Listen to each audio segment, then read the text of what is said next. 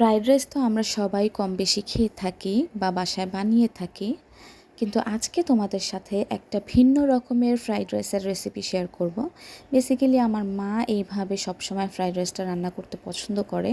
সে মনে করে যে এভাবে রান্না করলে নাকি ফ্রাইড রাইসের ঘ্রাণটা, পোলাওয়ের ঘ্রাণটা নাকি একদমই ন্যাচারাল এবং অরিজিনাল থাকে। তো এই জন্য প্রথমে হচ্ছে কড়াইতে তেল দিয়ে পেঁয়াজগুলোকে ভেজে নিয়েছি। এরপরে আদা রসুন বাটা আর লবণ দিয়ে ভালো করে কিছুক্ষণ কষিয়ে নিয়েছি। যখন তেল ছেড়ে এসেছে তখন মুরগির মাংসগুলোকে দিয়ে দিয়েছি। এরপরে মুরগির মাংসগুলোকেও কিছুক্ষণ ভেজে নিয়েছি।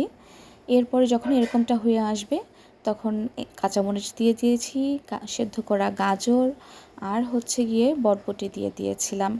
তোমরা চাইলে যে কোনো টাইপের সবজি ইউজ করতে পারো। তো সবজিগুলো যখন একটু হালকা ভাজা হয়ে এসেছে তখন পোলার চালটা দিয়ে দিয়েছিলাম। পোলার চালটা কিন্তু আগে থাকতে 10-15 মিনিটের মতো ভিজিয়ে রাখা হয়েছিল। তো পোলার চালটা হালকা ভেজে তারপরে গরম পানি দিয়ে দিয়েছিলাম। 5 মিনিট রান্না করার পরে এর মধ্যে দিয়ে দিয়েছিলাম সয়া সস।